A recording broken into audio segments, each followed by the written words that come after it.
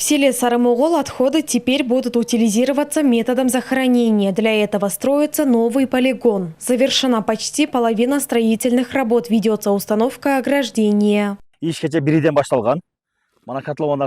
Работа идет полным ходом. Рытье котлованов завершено. Сейчас копаем ямы. Через 2 дня мы закончим установку забора и поставим ворота.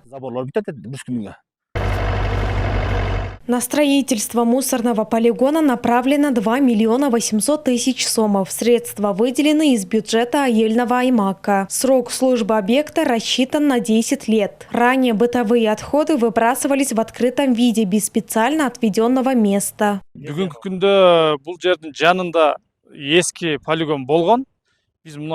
Раньше здесь был старый полигон, мы его закрыли. Сейчас большинство людей находится на Джайло, а осенью они начнут выбрасывать мусор уже в этом месте. Здесь есть службы Тазалык и Тазасу.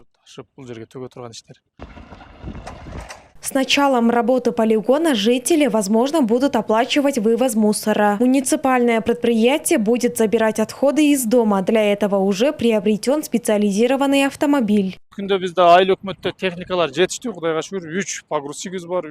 В распоряжении Айыльного аймака есть 3 погрузчика, 3 самосвала, сельхозтехника, всего около 10 единиц. Из бюджета было выделено 300 000 сомов на покупку 8-кубового мусоровоза. Он будет обслуживать все села.